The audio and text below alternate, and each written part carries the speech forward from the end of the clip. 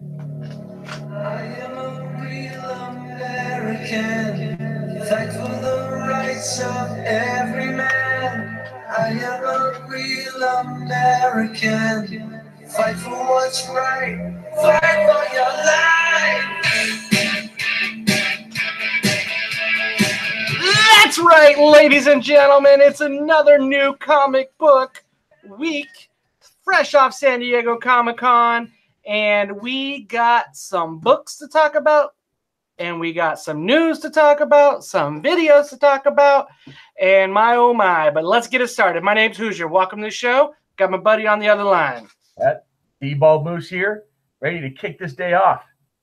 That's right. You know, we got started with some real American Hulk Hogan, you know. I'm thinking 80s Hulk Hogan, not the recent junk and news and trash that he's been involved with for the last couple of years, but the old 80s. On the positive side, though, Hulk Hogan, not Terry Bloomberg or whatever his name is, Hulk Hogan is back in the Wrestling Hall of Fame. Well, he always should have been. He should have been, you know. But, you know, Terry Bollea, I think, yeah, baloney. Yeah, it's good. I go back to the 80s wrestling myself. I enjoy that kind of my childhood. That's right. Well, let's get going, man. Let's get it doing because there was a lot kind of in the news that happened this week because there was a little show in San Diego. Comic-Con International was there, and a lot of little news came out, man. Man, there's tons of stuff, tons of trailers. What was the one that popped your eye, Chris? Well, I think there was a bunch of it. I think there was bits and pieces that I got from each trailer. I mean, I really tried to stay glued as much as I could to Twitter because that was how I was going to get a lot of my information. I was excited about The Walking Dead. I love the show. Talking to a friend of mine, we'll talk about The Walking Dead a little later on, but I was excited to see that little bit. The Titans trailer, excited about that. Shazam, yay. I mean, that looks like it's going to be a blast. Dude, it is great, dude. I loved that trailer. This is the one that I am the most pumped up for was Shazam. I was probably the most skeptical about this one. How are you going to make a little kid into an adult? We already watched the movie Big with Tom Hanks. Do we need it again? And they did an awesome job with Billy Batson, who is a pretty cool character all the way around. And I love the way it looks, man. I thought it was a solid look. And it seemed like it was pretty dang funny. Yeah, I pushed it around on social media just because I got some lulls out of it myself.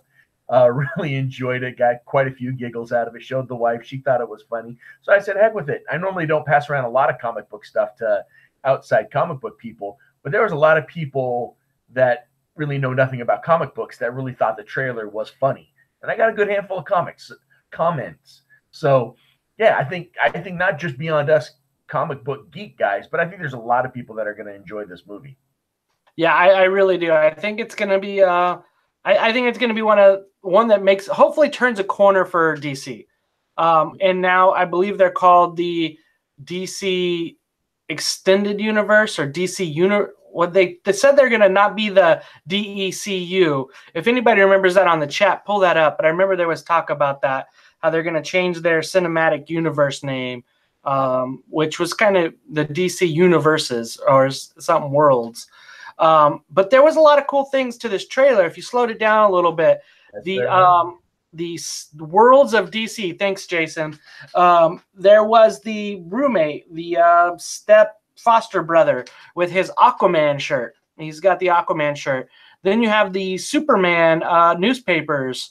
Then you have the Batman, just all of it, the little tie-ins already just in a trailer to get like those little things in there. And how many more did I just skim over that I didn't see it even further? That was in the first 10 seconds of the whole trailer. So I love it when they put in little Easter eggs like that so that it can kind of tie these movies together somewhat.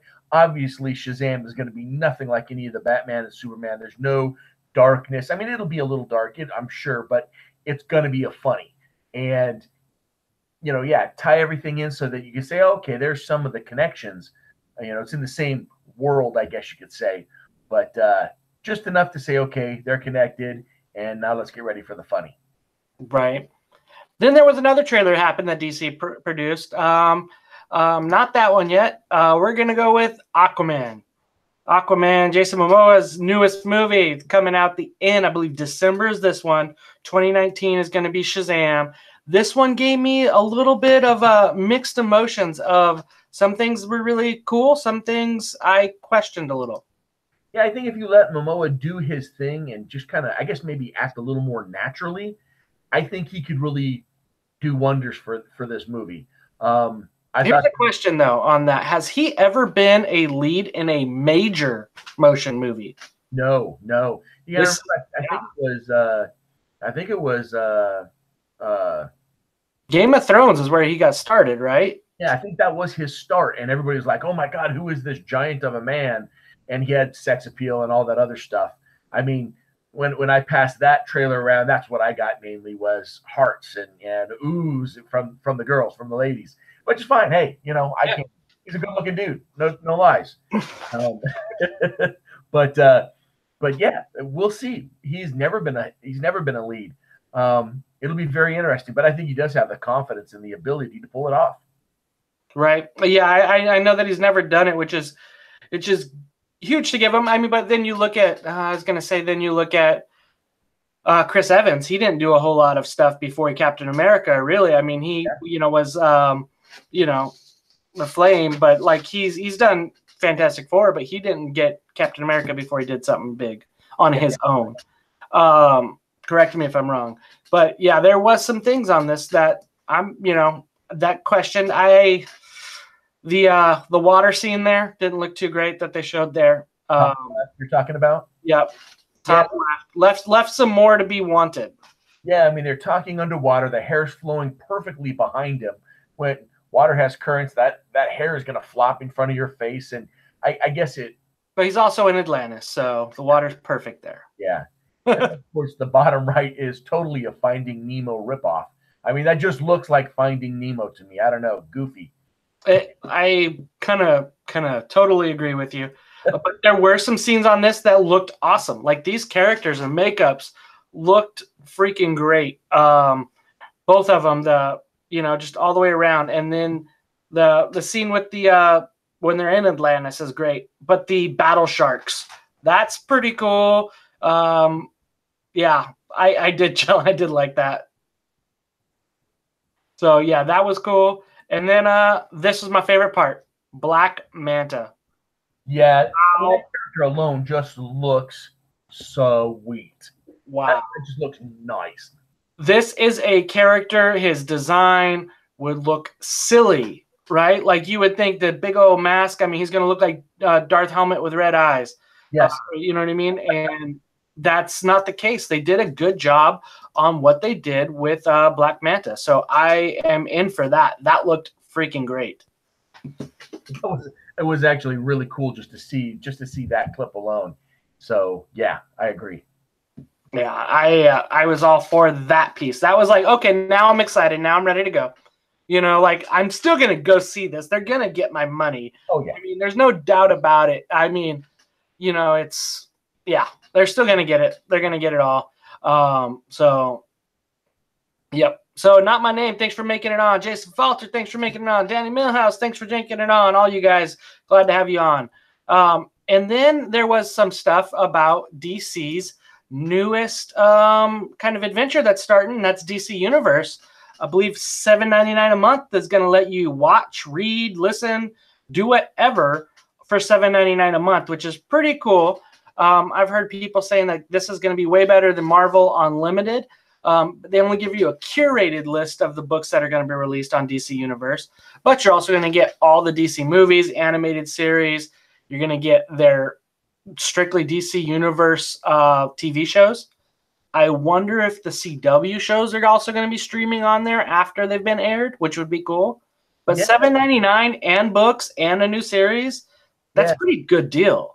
I mean, to get those, I mean, I guess in essence, they're going to be reruns because they're going to play on the CW. So then they're going to get set up there on the DC Universe show, I guess you could say. And it's like they get their own reruns. which everybody's down for reruns. That's one of those things that if you got nothing going on, you're going to get hits on it because people are going to, oh yeah, I never watched this episode, or I fell asleep in this episode, and you're going to have people hitting those things up. So yeah, that's a good plan right there. It's a good plan to show your own reruns. Yep. Well, and then they decided to show a little trailer on it, and I think Danny kind of spilled the beans. And I just want to say, watch your mouth, Dick, is really, really what it results down to, because Dick Grayson decided to say some swear words towards Batman. So yeah, watch your mouth, Dick. But Titans, man, Titans looked like a pretty cool series that's coming. The Robin looked awesome, dude. Dark. It's dark. And I think the thing that I like about this is they're not going to tap dance around trying to make this an R. This is going to be a straight, solid R movie. They're not going to play around, and they're going to, if they're going to get dark, get dark. Get this way, because dark characters don't say shucky darn, and they don't have a PG life. Dark characters have an R life, and so if they're going to go that way, if that's what DC wants to do with this character or these set of characters, then go all the way. So I'm excited just for that. Yeah, I think it'll be pretty cool. They got the Raven. Looks like it's going to be centered around Robin, and Raven is kind of what it appears to be. Raven is a pretty cool looking character in this very dark, very Ring-esque is what it looks like to me. Not so much like a lot of the rendering of the comic books with the scantily clad Raven with this young gal. Make me feel awkward if they did that. But I did like the way that looked. The other characters, they didn't show a whole lot in this trailer. But typically with Titans, you're going to have Starfire in the bottom right corner. And then you're going to have Beast Boy they didn't show a whole lot of. So there was quite a bit of the characters there. It looked pretty cool. They barely showed Hawk and Dove a little bit. There was one part where they showed Dove like clawing out somebody's eyeballs. I dug that. So I'm excited to see Minka Kelly in this role because she comes from my same hometown. So it's kind of fun to see people around there doing well. Yep. Going that way. And so she's from a TV show, Clear Eyes, Full Hearts. I want to say I've heard that. Can't Lose, Friday Night Lights. So then there was another one that you called out to me offline. Yes. Venom Evil. Yeah, not much more, but another little taste. I think they've got the right actor to play Venom. I think they could be going in the right direction with Venom, and I'm super excited for Venom. And then, of course, The Walking Dead. I am a huge fan of both The Walking Dead and Fear the Walking Dead. As we learned, we knew it was coming. It was spoiled a little while back, but Rick Grimes will no longer be on the show. But the best thing I think that came out of SDCC was the fact that Rick Grimes isn't going to die. They're not going to kill off his character. At least that's what they majorly hinted at. They don't want to kill off the character because the comic book and so many other things have Rick Grimes living through a long time into the future. So will the character go off? Maybe if you're caught up in the comic books, maybe there'll be a role reversal. I don't know. Between a few of the characters, they'll figure it out. It's his last season. But Fear the Walking Dead showed also that there's going to be more crossover with The Walking Dead on the second half of their season coming up here shortly. I do believe that kicks off in middle August, late August, I think. Well, The Walking Dead was pretty cool. Excuse me if I say her name wrong, but Danny Gurria, the Michonne, the actress who's playing Michonne, she had tweeted out how much she appreciated Lincoln, whatever his darn name is, and how much he was one of the best leading men in all of comics right now. And it was kind of cool to see that and think they've already filmed this. This is probably, they're probably not going to run into each other as frequently as they had been. Right. So I think you don't think about that right there, as they're at San Diego Comic-Con producing it. And it's like, oh, this is coming to you soon. But we're not going to be hanging out much more. And it's like, losing a friend a little bit. Yeah. But it did look like there's going to be lots of movement, lots of lines being crossed both ways. Who's on which side is right and wrong. Yep. So a lot of moral ambiguity going on, it looks like. And so that always leads to good stories. Fear's coming really soon. I believe October, like you said, is the new Fear. And the start of the season of The Walking Dead. Or The Walking Dead, yes. Fear's going, yeah. 7 episodes or whatever because they split both seasons. Right. Yeah, I was talking to a friend of mine as we were talking about The Walking Dead and Fear the Walking Dead, and at the conclusion, we were both speculating that at the conclusion of season 5 of Fear and the start of season 10, we're not just going to have characters crossing over. It's going to be a full mesh of the two shows. How's it going to tie in with the Whisper Wars? Danny says, did you hear the whispers at the very end of the trailer? Yeah, you did. You heard the whispers. I don't know. And that maybe they're going to cover the whispers maybe in the latter portion of season 9 and wrap it up. And that's what I mean by the role reversal. Right. And they always do like half seasons too. Yes. Right. So that might be the end of the first half, and then we might be jumping on to the second half of the season. Yes. After that, which would be cool because that's a really cool arc in the comics, Whisper Wars, and I think that's cool. So I'm gonna dig that. And then we got some huge Valiant news. Huge. It was enormous. February 21st, 2020. We're going to have somebody come in and kill me. And it's going to be great Bloodshot movie news. It's got a release date, guys. It is not as soon as most of us would want, but it gives Valiant time, DMG, Sony, whoever's doing it, to do it right, which is really awesome. They're about to start filming here in a couple weeks. August 6th. Yep. So it is happening. We are going to get us some Bloodshot. And I think the best part of this whole release is you saw February 21st. And projection-wise from DC and from Marvel, there's nothing Marvel related, as Marvel wasn't even at San Diego. They weren't pushing anything. They've got everything lined up for all of 2019. That all came out last year. The only thing that I think it's early portions of February, there's a DC movie that's supposed to be slated right around that time. But when you remember when you and I went to the Image Expo, it was McFarlane that said, just give me a couple of soft weeks where there's no big movies out to compete with Spawn, and I can promise you $100 million movie. And that's the formula he's going with, and I think that Valiant is touching on something very similar. It could be the only action movie that's coming out in that time, and it could have 2-3 solid weeks with no other competition in the action arena. Yeah, I know they were saying that there's a unreleased named Marvel movie the week before, I believe. Oh, I thought that was DC. Yeah, it's a Marvel like the week before, so that could be kind of scary. Black Panther, yeah. So Danny Millhouse points out a couple of movies have killed it in February: Deadpool and Black Panther in February. But yeah, like if it's a free week, it gives it an opportunity. I mean, it's a Vin Diesel movie, which that brings some fans in there, and hopefully they can get some good things to come with it. So I'm all about that. And it does make sense to do it in a soft week. I think it should be pretty good. I am excited for that.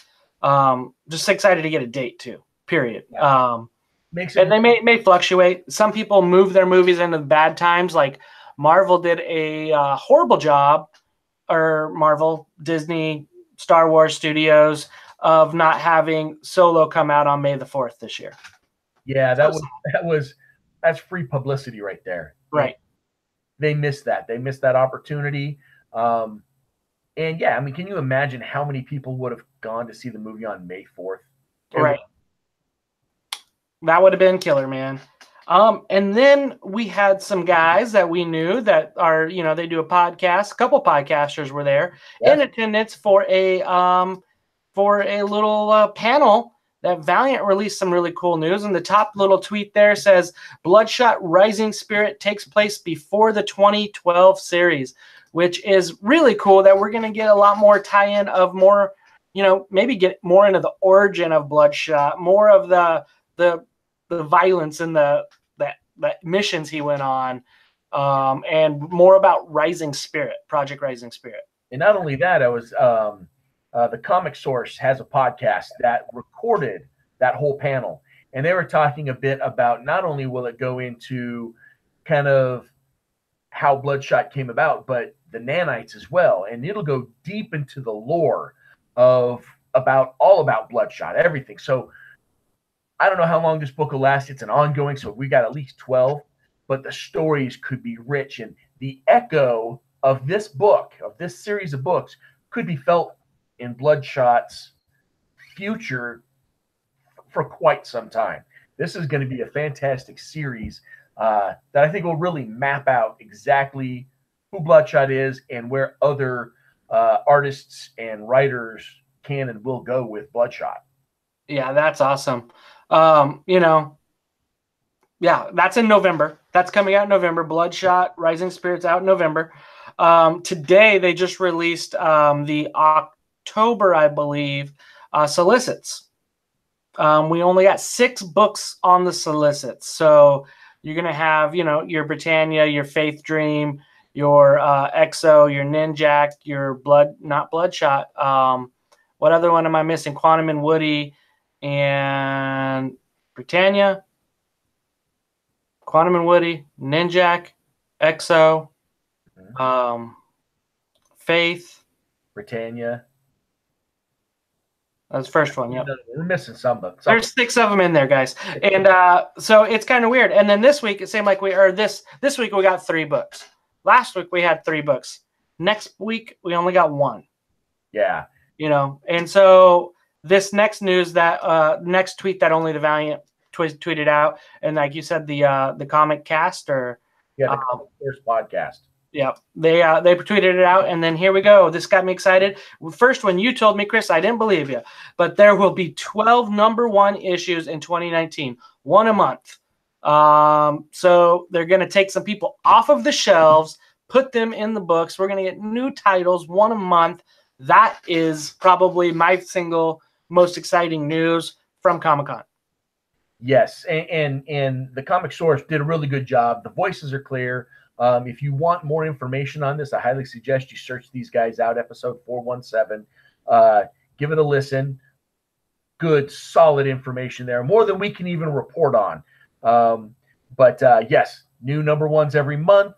The publishing plan is all laid out, and there are going to be some familiar names that are going to be brought back out. Some tantalizing, taste bud enticing books that I think will get everybody excited.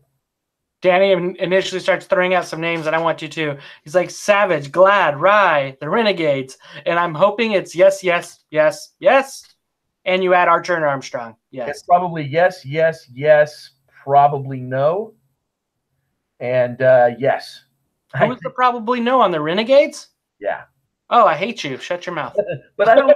I wasn't there, and they didn't specify. That's okay. The part is we could talk about it all day long, but there was there were some heavy hints on the right. So that could be very, very fascinating. Very, very interesting.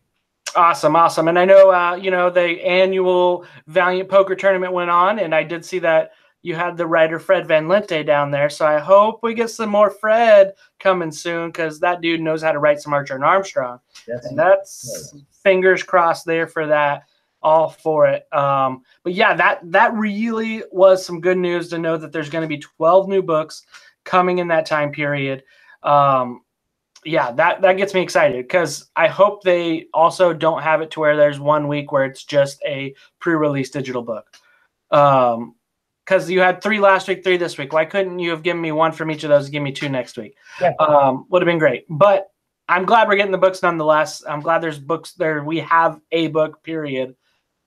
coming out. So thank you for that. And then coming from the news, the Livewire. We got more of her because everybody said it. They're going to make Livewire an ongoing and not a mini. And really, it comes down to the fans, you guys, on Facebook, on Twitter, letting them know, hey, great, glad we get a little bit of Livewire, but we want her in an ongoing. And they said, okay, done deal. And they turned it into an ongoing, so they get at least 12. That is freaking great. I don't know. There was only, 8 of Harbinger Renegade, so who knows? Who knows? I'm hoping we get a lot of it. I'm interested to see what Vita does with the book.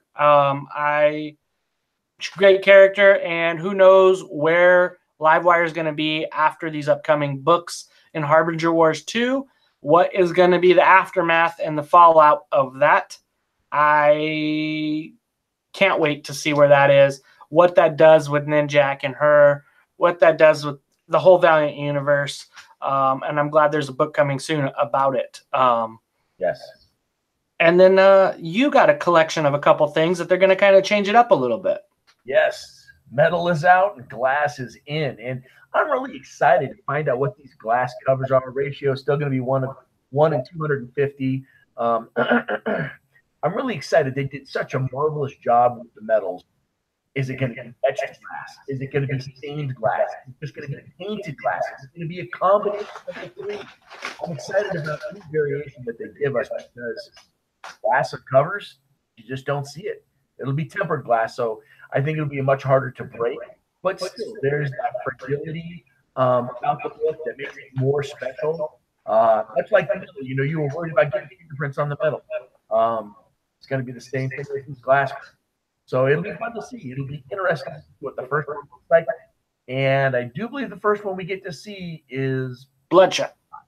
And from what I heard, I do believe Livewire is going to get one as well. I've obviously ongoing.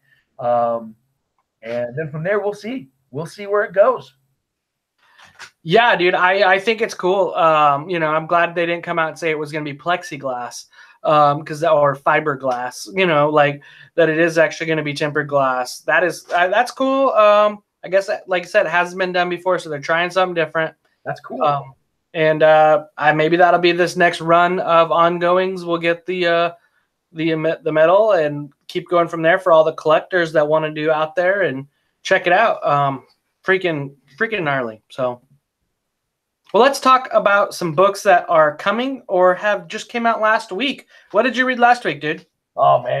I had a stack, and I still haven't finished all of them. I still have 2.5 books that I got to finish because I just haven't had time to ingest them all. But one that I was super stoked was Infidel, getting to wrap up that series. Man, what a scary horror book. Fantastic. There was so much about this book that I really enjoyed. And 5 wrapped it up so well. Analog, that's another one.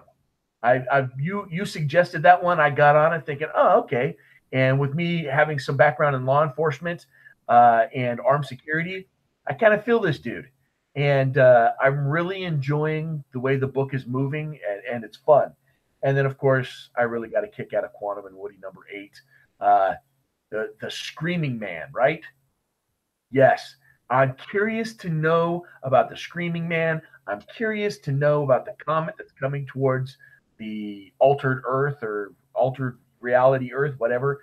I really do think that Elliot is just tearing this book up and doing such a fantastic job. I'm loving it more and more each episode that he writes. So, I dig it. I dig it. I asked everybody in the chat what they've been reading. Danny put out Green Lanterns, A Magic Order, Analog, X-Men Red, and one that I liked was Gideon Falls, a continued Jeff Lemire story. Gideon Falls, phenomenal book. This horror story, continues to be great, man. And the fact that there's that Dinesh tie-in is really cool. I'm all for it. And that'd be a series. But it's a Lemire. Need say more. And then also Danny had another one on his that I also had, was The Weatherman. I really liked The Weatherman. I thought it was a good story. It really made me want to go punch Jody LaHoop in the face for putting the dog in there even more and have that poor dead dog just be teased. Oh, Spoiler, guys. Oh man, yeah, I ruined that for some people. Sorry, guys, but I haven't read it that yet. was not nice, Jody. That was not nice, Nathan Fox. You playing with my heart, you know. But it did move a little. I know Jason talked about it. It moved a little fast. You know, he was thinking it was going to be a little bit more slow burn, but I think they even have more up their sleeve than what was brought out in that issue. So I'm for that. And then my book that I liked the most last week was Shadow Man #5.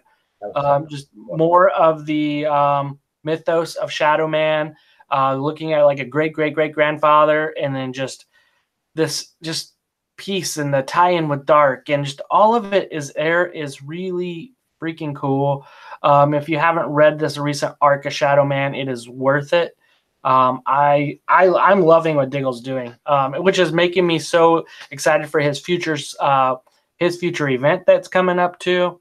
That's still not being talked about. We're still being quiet about it. But yeah, that got me pumped up, man. So, that's pretty all the way around, pretty awesome.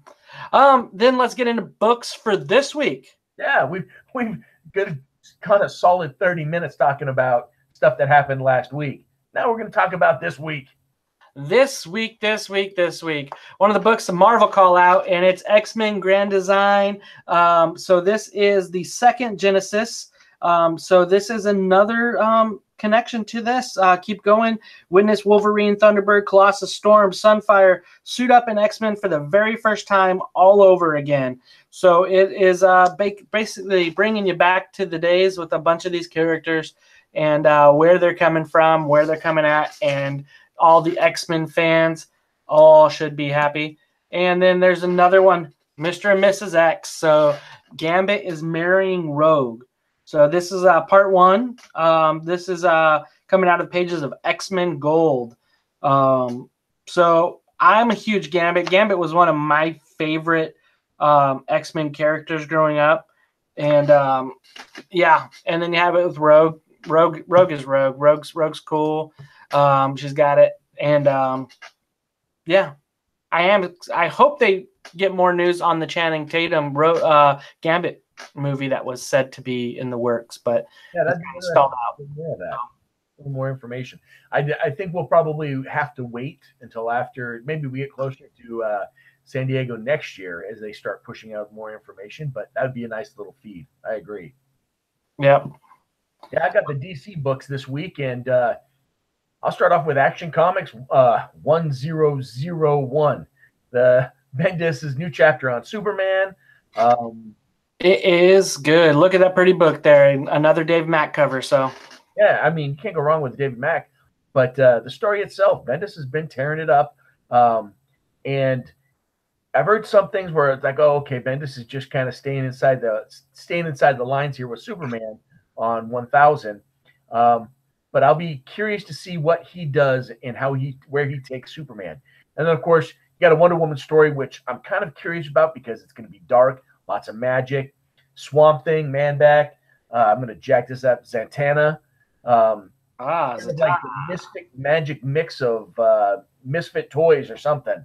Look at all those ugly faces there on that left-hand side. It is all around a cool grouping, a weird grouping with, like I say, Man-Bat and, Zatanna and Wonder Woman in the middle of it. So good call out. What is that? Justice League Dark? Yes. Yep. That's a number 1 too. Awesome. And let me see what I got next here. And got us. Oh, another book of a writer that I really like. And that is going to be an Aftershock book. And this is A Walk Through Hell, number 3. So a really typical Garth Ennis book that just builds horror upon horror. And it is just this, I don't know. If you don't know Garth Ennis, it's hard to explain. But another Garth Ennis with Aftershock. It's all there. It's all awesome. And it's worth the pull up. I asked everybody online what they're reading, and people have been chatting on it. So let's see Jason Falter says, this week is the last Saga for a year. So Saga's going to go on a hiatus, come back later after a year, and then hopefully I think they're going to finish it off strong, I'm sure. He's got the Amazing Spider-Man #2, Venom. I believe that's some Donny Cates there. Yep. A little Valiant book that we'll talk about later. Jason also says that if the dog shows up in the Weatherman #3, he says anger. And then he's got another pull list completely for Jeff Lemire titles like the Terrifics, Century. So some cool stuff. Millhouse posted out that he's got Hal Jordan, Saga, X-23, Animosity. So some huge books coming out all the way around. We got a lot of people pulling a lot of things. Didn't hear anybody call out this one here, Chris. Yeah, this is Alterna. You know, I've really become a fan of what they do. It's all newsstand edition. This is the #1. They're kicking off a whole new, I guess it's, from what I understand, it's a whole new series. It's kind of end of the world type of thing, but it's how they rebuild. The alien invasion happens, as you can see the dude sitting in the background with the 4 eyes. And they all team up as they try and reconquer Earth. Interesting, curious, but for $1.50, can you go wrong? I am not sure at all with $1.50 newspaper print. They've been putting it out for a while now, and it's been pretty cool. Another one that I'm going to be calling out is a Boom title, and it's #1, Bone Parish. This is Cullen Bunn, so he does a lot of stuff with it, but this is a chilling necromance horror story. So a new drug is sweeping through the streets of New Orleans. So again, one of those guys with a reputation of doing some dark stories. Cullen Bunn has, notoriously done some dark stories too. Yeah, pretty cool. Drugs, craziness, horror in New Orleans. Go for it. Drugs in New Orleans. That's never there. I mean, and let me see what I got here for you. Looks like you have another title coming out as well, right? Yeah, it's a Lemire title, Descender 32. This thing just keeps chugging along. I know there's either a hiatus inside or an end inside. I can't quite remember, but I got to get caught up because this book, yeah. This is the end of Descender. Oh, okay. Well, I still got to get caught up because this is a dang good book. I read the first 14, I think I'm up to 14, and I need to catch up. Descender all the way around is good. Yeah, final issue of Descender, and then they had to announce the release of Ascender. So they're coming to another. They're gonna kind of retitle it, rebrand it, and change the elements of where this is going. So all the way around, another Descender is anytime that's good. And I'm going to stick with that same theme you are on and themes that everybody else has been on and call out a Jeff Lemire book. This is Hit Girl #6. This is his, I believe, second issue on this arc called Canada. And I haven't got into Hit Girl very much at all, but this last one was really cool. #5 was really cool.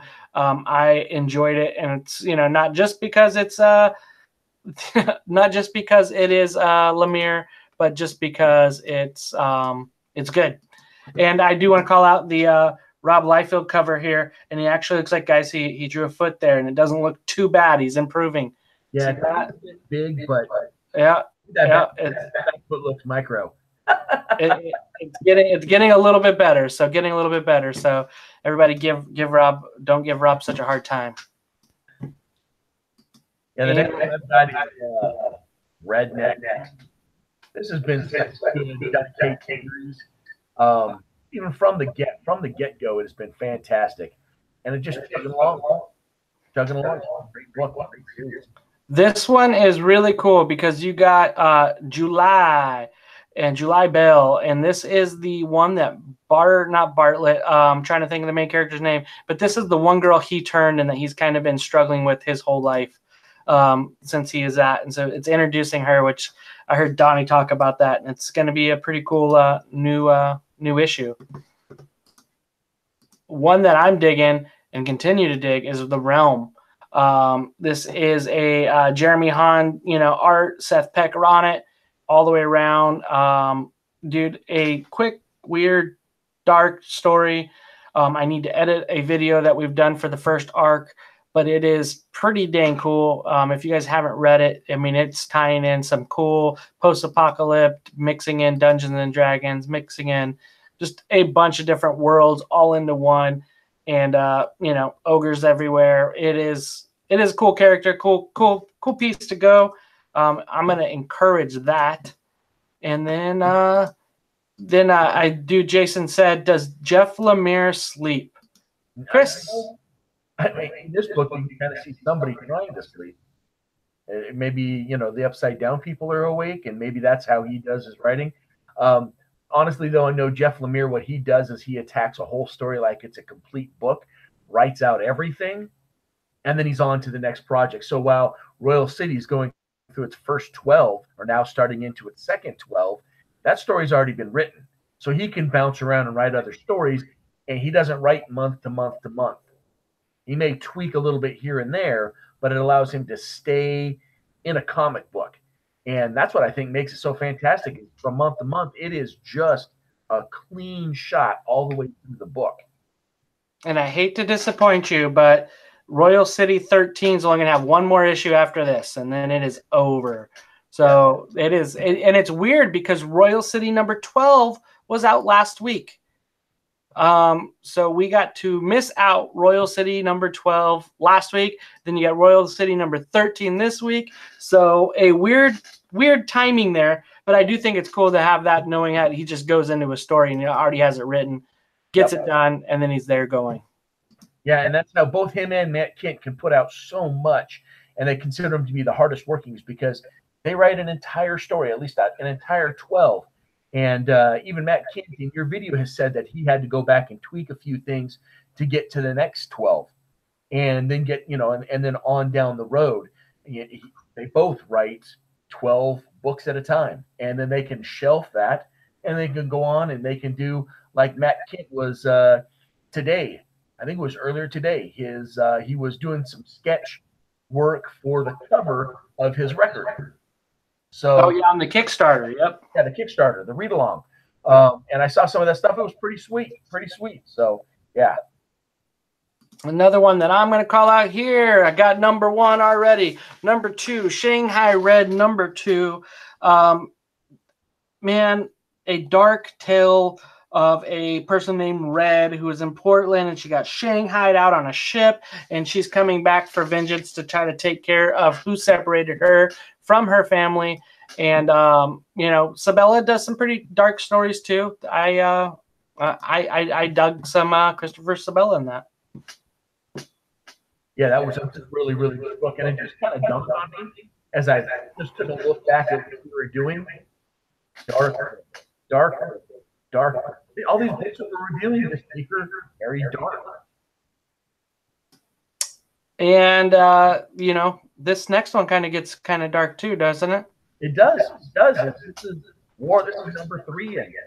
It was interesting. The one I thought was a touch slow, but then I had to dig a little deeper. I think you pointed me out to a couple of little things that helped out. Number 2 was like, oh, okay, this is really picking up for me. And so I'm really excited to see where this goes. And of course, I think the most brilliant piece in the second book was Ninjak and the mind management. You need to brush up on your mind management quote. Fantastic. That was a fantastic little blurb in there for Matt Kindt to bump his own book. So kind of fun. Well, and then there's another one that's coming back that I'm super pumped up for. Britannia number 1. This is the Lost Eagles of Rome. The only thing I could say that I'm sad about is that you don't have Juan Jose Reap on the art, but Robert Gill killed it in this first issue, guys. We get to see Antonius Axia do his Detectionaires. Is the only Detectionaire there ever was back at this time period. And the Lost Eagle of Rome continues. Britannia, it's going to go. I like it. The one thing I'm really wanting for this series is to finally get that tie-in to the Greater Valiant world. How does it tie in? Let's get it. I hope somehow it happens somehow. Would just be awesome. That would be cool, but I think there's still probably more story, and so I think they'll save that.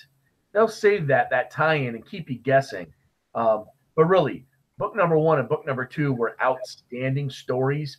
I have no doubt that this third installment is going to be exceptionally delicious just to dive headfirst into. Yep. And then let's get into the new one. Boom. Exo. He's caught by the Romans now in this flashback episode, or this flashback arc, I guess you could say. Some people have said they haven't liked it. I've really enjoyed it because it has shown the faults of Arik through and through. You see it if going back to the beginning of this book, even going back through a lot of Venditti's run, the faults of Arik, and will he finally learn from all the mistakes that he's made? I think that he's going to turn a corner. I'm pretty certain that's the way it's going to go as we get ready to jump into the next one after this arc. But I really enjoyed this arc. I think it's been a lot of fun to see Arik same mistakes over and over again, and how the Stoops is kind of pointing it out. See, you did this again, and you did this again, and you did this wrong again. And eventually this barbarian is going to get it through his thick skull about making this mistake so he can be a better overall superhero. I'm excited for that. Yeah, I am complete agreement. I've actually enjoyed it. It was weird to necessarily have this story of Arik for this last year of him not really having the suit. Then he finally gets the suit and he's going to work the suit, and the Exo Man title takes away the suit again. But we're getting it in Harbinger Wars 2, and it is definitely in continuity with the way that's working. And this is allowing for continuity to stay where it needs to be and not get jumbled in a mess, and then have 4 different books titles having the Harbinger Wars 2 arc that needed to be all collected together.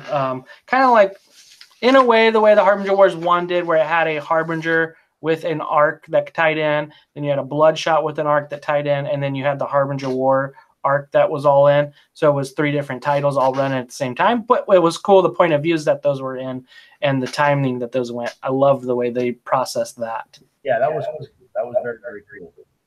Yeah, I'm going to dig that. So, and then, I'm not sure of any other books that I'm pulling this week, man.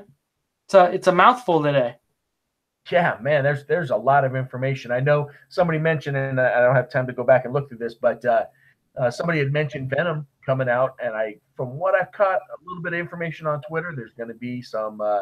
This is going to be a big book. Number 3 was a big book. Number 4 is going to be a big book. And I mean big book by being important to the story. So I'm very curious to see where this goes. And Donny Cates announced a bunch of stuff at Comic-Con for Marvel. He's a writer on Venom. He's a writer, was Thanos, was doing Doctor Strange, and just he is on so much right now that, I wouldn't be surprised to see some big things, because I say he's got his hands in a lot of different cookie jars there, so he might be playing with a lot of toys that can allow for some really cool things to happen. That's a good call out on Venom there. Danny calls out, he finally decided to pick up Black Hammer. Why did you just now decide to do that? That is freaking a great title, man. I just pre-ordered the library edition hardcover for that. So, nice. Yep. And then Jason says he feels Harbinger Wars 2 is on par with the Renegades, unfortunately. So, he had high expectations. I've still a couple more books to go on that to finish that and see where it ties in, see how it affects the Valiant universe, how it continues to go.